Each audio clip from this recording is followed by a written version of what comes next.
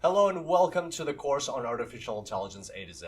My name is Kirill Remenko, and on behalf of Adlan de Ponteves, the co-instructor on this course, I'd like to welcome you into this amazing adventure that we're about to start. And what's up with this timer? Well, the reason for this timer is this is my third time recording this tutorial, and I get so excited about these things, and it just goes over, blows over 10 minutes or 20 minutes. So I decided to limit myself to 5 minutes to get you excited about this course and why it's the best time to be in AI. So let's dive into it. We've got 4.5 minutes left. Why AI? Well, we've all heard about applications of artificial intelligence that are popping up around us. Self-driving cars, medicine, heavy machinery, customer service, the list just keeps going on and on and on. But why right now? Why not 10 years ago or not 10 years later? Well, the answer is hidden in this curve, which is called Moore's Law. It was originally identified in 1965 by Gordon Moore, and what it says is that the power of the average computer, in very simple terms, the power of the average computer that you can buy for $1,000 will double every 18 to 24 months. And that's been, as you can see, the law has held constant through good times and bad, war and peace, and recession, depressions. Nothing stops this curve. And we've already surpassed the brain of an insect for an average computer that you can buy for $1,000. We're sitting at about the speed, the processing power of the brain of a rat. By 2025, we'll be at the brain of a human. As you can see, it's exponentially growing. And so this is a great time to be in artificial intelligence. It's just going to be doubling. The power is going to be doubling every time. All right, 3 minutes. So some of my favorite examples are related to games like chess and Go. So in 1997, DeepMind was the first computer to beat Garry Kasparov in chess. It was a huge thing. It was like one of the most broadcasted chess games on the planet ever, and at the same time, and so that was considered an impossible feat. Right now, on any phone, you can install an app with chess, which no human player will ever beat because computers are that good now. You just cannot beat a computer in chess if you put on the hardest setting.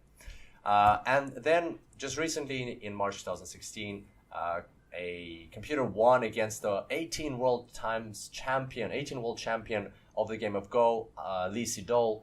Again, considered an impossible feat. Even at the start of the match, it was considered to be impossible, that it's only going to happen 10 years from then, but it happened.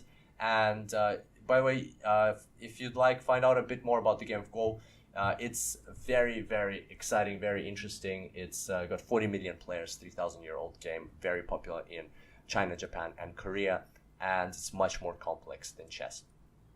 So there's many more possible combinations. So again, something that was considered impossible is happening, and it's happening now, and much earlier than its time. So how are we going for time? 1 minute, 52 seconds. So that's what you'll see from this course. You'll see that we're using games to train AI. Why are we doing that? Because games are a confined environment where if we can beat a game using an artificial intelligence, then we can use the same principles to apply to business. And that's the exact same thing that the team at Google DeepMind, who created AlphaGo, who won against Lee Sedol, that's exactly what they did. They applied artificial intelligence to a Google's warehouse to control the air cooling. And what they found is this is the electricity bill, electricity consumption. You can see it's going like this. As soon as they switch on the AI, bam, goes down, and then they switch it back off, goes up.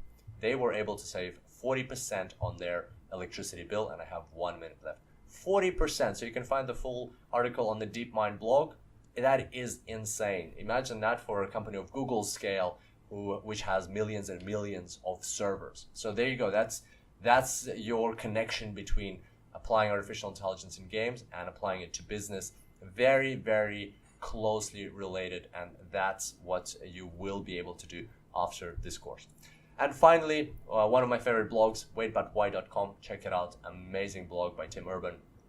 This is how he describes the situation we're in. This is us and technological progress. We're sitting here. This is what it looks like. It looks very, very linear, but because it's an exponential, boom, this is what's going to happen in the next years. And there's very strong evidence from the things we're seeing to suggest that we're sitting right over here on the kink of the curve. And that, my friends, in short, is why it's so exciting to be alive right now, why it's so exciting to be and get into and be in the space of artificial intelligence, because the power you'll have, the applications that you will be able to create or the ways you'll be able to apply it is going to be intense and insane. And I can't wait to see you on the first tutorial of this course. Let's get this started.